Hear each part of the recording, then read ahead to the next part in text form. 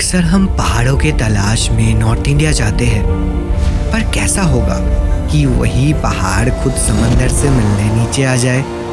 क्या कभी आपने सोचा है कि एक माउंटेन पर्सन को जब पहली बार समुंदर की हवा छूती है तो उसके दिमाग में क्या चलता होगा? समुंदर मतलब शोर, नमकीन हवा, फ्रेशनेस, ब्लू पानी एंड बीचेस।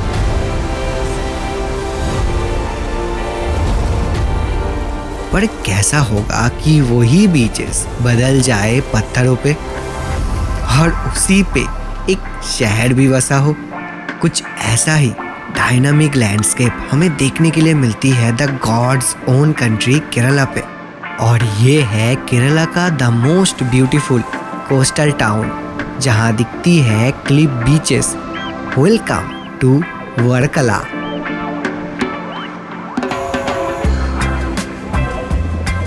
मुझे दोस्त ने कहा था कि साउथ इंडिया टोटली डिफरेंट है, तो यहाँ जाके अपने आप को ढल पाना भी अपने आप में काफ़ी चैलेंजिंग है। और ये बात मुझे यहाँ आते वक्त ट्रेन में ही समझ आ गई थी कि अपने आने वाले कुछ दिन मैं कहाँ रहूँगा, क्या खाऊँगा, कैसे कम्युनिकेट करूँगा। यही सब कुछ सोचते सोचते 48 आवर्स के लंबे ट्रेन जर्नी के बाद मैं आ पहुँचा वर्कला शिवागिरी रेलवे स्टेशन। और यहाँ पहुँच के मैं सबसे पहले अपने हॉस्टल रूम पे चेक इन किया, पर वहाँ से ही जो नज़ारा मुझे दिखा मैं वो देखता ही रह गया। अच्छा, एक क्विक सवाल, क्या तुमने कभी सोचा है सुबह 6 बजे उठ के किसी बीच पे मॉर्निंग वॉक करने का, जहाँ सिर्फ तुम हो और वो समंदर की लहरें और उनसे आता हुआ फ्रेश हवा? अगर नहीं तो चले फिर वर्कला की फेमस क्लिफ वॉक पे।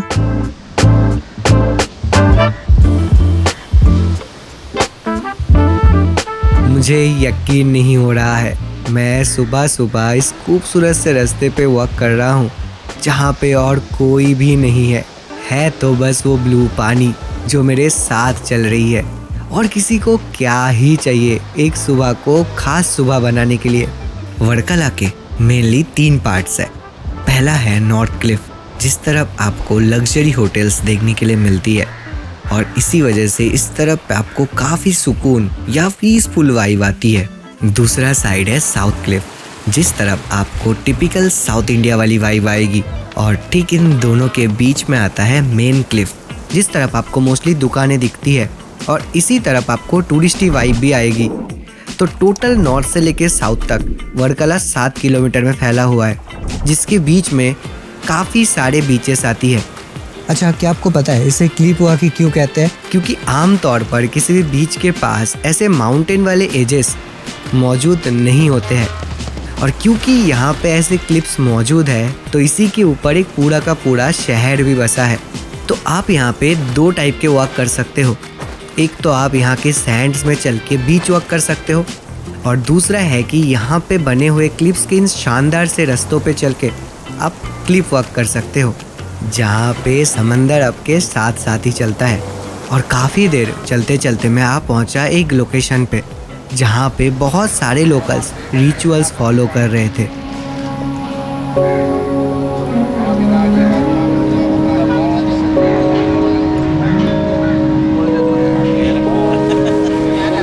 अब इसके बारे में ज़्यादा जानने के लिए मैं लोकल से बात करने की कोशिश किया।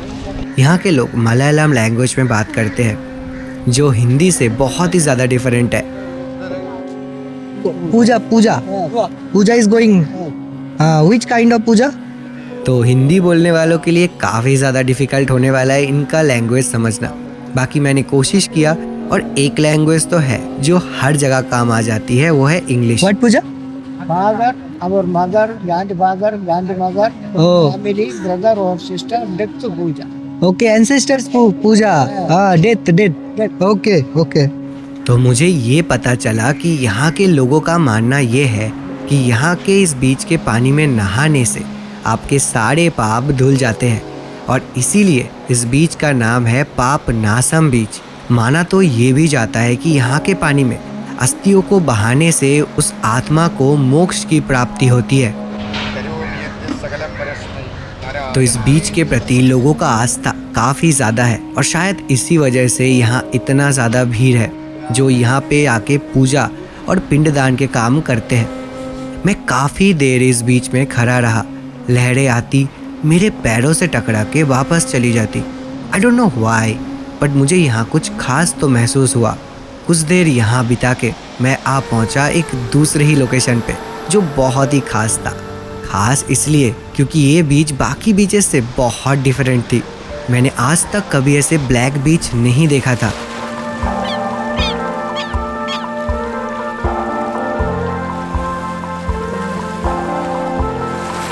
यहाँ का सैंड ब्लैक है और इसके पीछे का रीज़न है वोल्केनिक मिनरल्स, यानी ज्वालामुखी से निकले हुए मिनरल्स यहाँ मौजूद है। तो यहाँ पे लेयरिंग पे सैंड दिखती है। तो सबसे नीचे है ब्लैक सैंड, फिर येलो, फिर ब्लैक, फिर येलो, फिर ब्लैक। तो ये काफ़ी सही लग रही है देखने में ये पैटर्न, और ये खासियत है इस जगह का, इसीलिए इसका नाम है ब्लैक सैंड बीच। काफ़ी फेमस है ये, क्योंकि बहुत सारे लोग यहाँ पे आते हैं, इस अनोखे जगह पे आके फ़ोटोज़ खींचते हैं।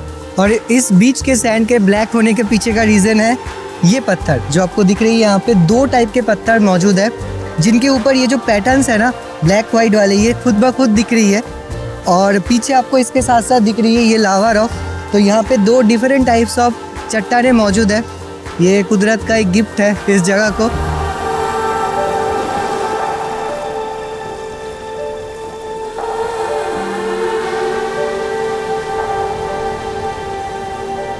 थोड़ा और आगे आ जाओ तो दिखती है ओडायाम बीच। बैकपैकर्स वाइब, टोटली शांत, ऑलमोस्ट अनटच्ड। देखिए, मैं एक माउंटेन लवर हूँ। पहाड़ मुझे इसीलिए पसंद है क्योंकि वो एकदम शांत वाइब, नेचर के एकदम क्लोज, मानो हम खुद के अंदर ही खुद को ढूंढ पाते हैं, जहाँ हम एक ही जगह पे बैठ के घंटों बिता सकते हैं। कुछ वैसा ही वाइब मुझे यहाँ आके महसूस हुआ, इसीलिए मैं जाके एक पत्थर पे बैठ गया।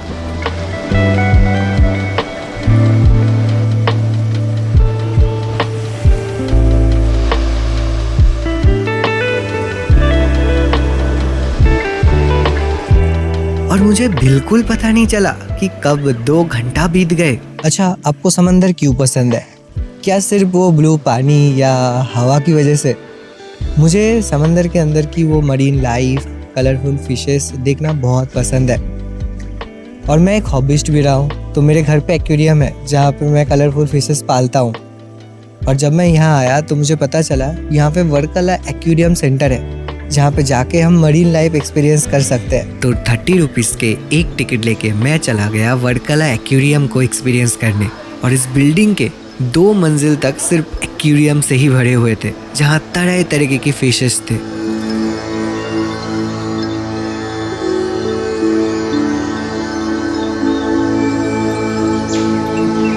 तो मैंने यहाँ पे काफ़ी सारे फिशेस देखे, जैसे नीमो देखा, फिर कुछ मरीन फिशेस थी, फिर मैंने यहाँ पे स्टिंगरेस देखा, टर्टल देखा, एंड साथ ही साथ जेलीफिश भी देखा।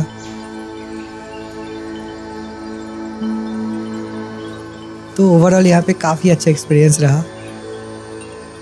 और यहाँ पे ऐसे बैठने का जगह भी है जहाँ पर आप बैठ सकते हैं और आराम कर सकते हैं। बहुत मस्त हवा चल रही है यहाँ पे, और बाहर बहुत धूप है। आप कभी भी वर्कला आ जाइए, आपको बहुत गर्मी का एहसास होगा। तो ऐसे में ऐसे जगह को आप बिल्कुल स्किप नहीं कर सकते जहाँ पे आपको थोड़ा छाँव, ठंडक और सारी तरह से हवा मिलेगी।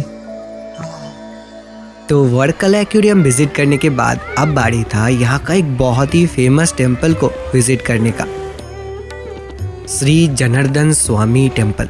भगवान विष्णु को डेडिकेटेड ये मंदिर बहुत पुराना है। क्या आपको पता है, इस मंदिर को साउथ इंडिया का काशी कहते हैं। और इस मंदिर को काशी इसलिए भी कहा जाता है क्योंकि ये मंदिर लगभग 2000 साल पुराना है। कोई कहता है 3000 साल से भी ज़्यादा पुराना है। तो इतना पुराना होने की वजह से लोगों का भी काफ़ी ज़्यादा आस्था है इस मंदिर के प्रति। very special for Janardana Swami is considered as the Pitrudevan. यहाँ पे मैंने एक ऐसा पेड़ देखा जो इससे पहले मैंने कभी नहीं देखा था, जहाँ ढेर सारे पुतले लटके हुए थे। पूछने पे पता चला कि जिनको बच्चा नहीं होता है वो इस पेड़ पे आके ऐसे पुतले लटकाते हैं, और इसी से पता चलता है कि इस मंदिर के प्रति लोगों का कितना आस्था है। और अगर आप मेरी तरह नॉर्दर्न इंडिया से है तो साउदर्न इंडिया का ये पूजा स्टाइल, यहाँ के पुजारियों के चैंटिंग्स आपको काफ़ी ज़्यादा अट्रैक्ट कर सकती है। और ये जगह तो इतना खास है कि इस जगह का जिक्र खुद रामायण में है। मुझे पता है आपको यकीन नहीं हो रहा है, इसलिए कल हम एक ऐसे जगह को विजिट करने वाले हैं जिसका वर्णन खुद रामायण में है। अब इवनिंग होने को आ गया था और अपने पहले ही दिन वर्कला का फेमस सनसेट को मैं बिल्कुल मिस नहीं करना चाहता था, तो इसीलिए मैं आ पहुंचा वर्कला क्लिफ, जहां से मैंने एक बहुत ही शानदार सनसेट देखा। इंटरनेट पे मैंने यहाँ के सनसेट का पिक्चर्स तो काफ़ी देखा था, लेकिन मैं जब अपने आँखों से इस सनसेट को होते हुए देखा तो मैंने ऐसा रियलाइज़ किया कि बस इस एक पल के लिए मैं यहाँ दोबारा आ सकता हूँ। हे गुड मॉर्निंग। सो आज है day 2 of our Varkala trip. आज का दिन काफ़ी ज़्यादा हेक्टिक जाने वाला है क्योंकि आज हम ट्रैवल करने वाले हैं। सो दिन की शुरुआत तो एक चिल मॉर्निंग वाइब से बनती है। तो मैं निकल पड़ा एक क्लिप वॉक पे। My head above the water. Finally I can breathe again. Lost in the waves I wander. तो अभी इतना सुबह का वक्त है कि यहाँ पे सारे दुकानें ऑलमोस्ट बंद है, You're a holiday. लेकिन कॉफ़ी शॉप्स तो खुल चुके थे। Sipping your sunshine, come take me away in the water. तो मॉर्निंग वाइब, ओशन व्यू और एक कॉफ़ी का कॉम्बो एक परफेक्ट एनर्जेटिक दिन की शुरुआत के लिए तो ज़रूरी है। और मैंने नोटिस किया कि यहाँ पे कुछ लोग मछली पकड़ रहे थे, तो मैं चला गया उनसे बात करने के लिए। और मुझे पता चला कि यहाँ के लोगों का main income of source fishing ही है, जिसके लिए ये लोग इस समुंदर के ऊपर ही डिपेंडेंट रहते हैं। तो आज के दिन की जर्नी अब शुरू करते हैं, क्योंकि आज हम जाने वाले हैं वर्ल्ड के हाईएस्ट बर्ड स्कल्पचर को विजिट करने के लिए, जिसका पिक्चर आई होप आपने भी कभी ना कभी तो देखा ही होगा। अब ये जगह वर्कला के मेन क्लिफ से ऑलमोस्ट 30 किलोमीटर के डिस्टेंस पे है, जहाँ तक पहुँचने के लिए मोस्टली लोग 2 व्हीलर्स का इस्तेमाल करते हैं।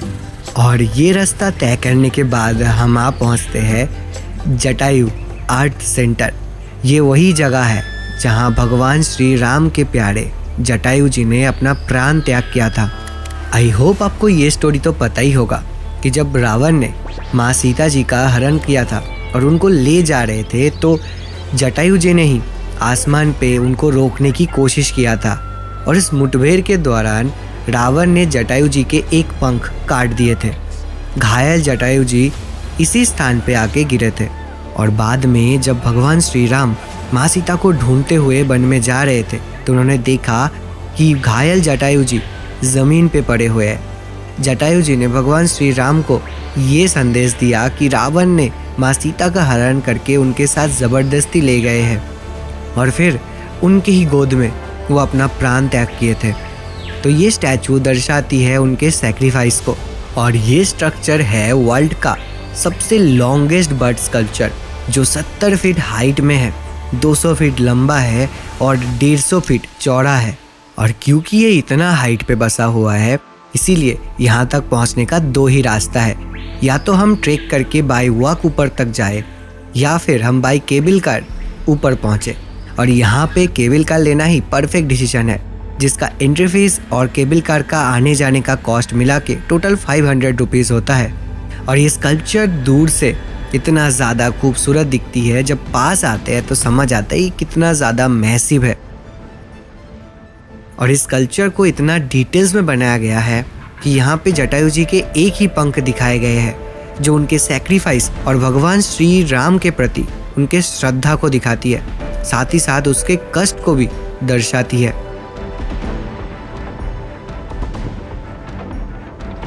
और इस स्ट्रक्चर के साथ साथ यहाँ भगवान श्री राम के रियल फुटप्रिंट्स रखे हुए हैं।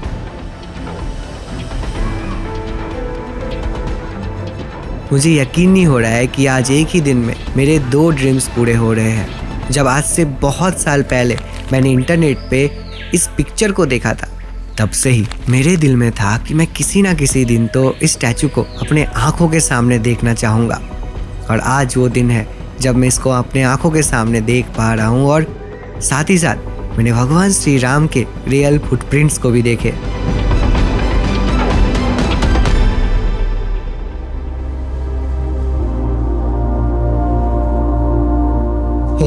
Good morning. सो आज है डे 3 यानी final day of our Varkala trip. और पिछले 2 दिन में हमने बहुत एक्सप्लोर किया है, तो आज हम ज़्यादा कुछ नहीं करेंगे। आज थोड़ा बहुत इस जगह की वाइब लेंगे और मेन बात मैं आपसे शेयर करूँगा कि इस जगह पे आके आपको क्या चीज़ करनी चाहिए, क्या नहीं करनी चाहिए, कब इस जगह को आने के लिए चूज़ करना है, कब नहीं करना है, और मेरा अपना एक्सपीरियंस इस जगह के बारे में क्या है। और एक जगह है जो हमने मिस किया है इन 2 दिनों में, जिसे हम वर्कला ट्रिप में तो बिल्कुल मिस नहीं कर सकते, तो आज हम वहाँ पे भी जाएंगे। अब बीच के इतने पास आके बिना नारियल पानी पिए चले जाए, ये तो हो नहीं सकता। और अगर आप केरला में हैं तो आपको चारों तरफ बस नारियल पेड़ ही दिखता है। तो मैं चला गया एक नारियल पानी लेके बीच के किनारे। केरला अपने मसालों के लिए जाना जाता है। बाकी एक और चीज़ है जो इसे खास बनाती है, वो है यहाँ का कलरफुलनेस यानी कलरफुल वाइब्स, जो यहाँ के शॉप्स को विजिट करने से ही आपको पता चल जाती है। I get a little bit breathless, my thoughts are too big. Can I get some comfort, please?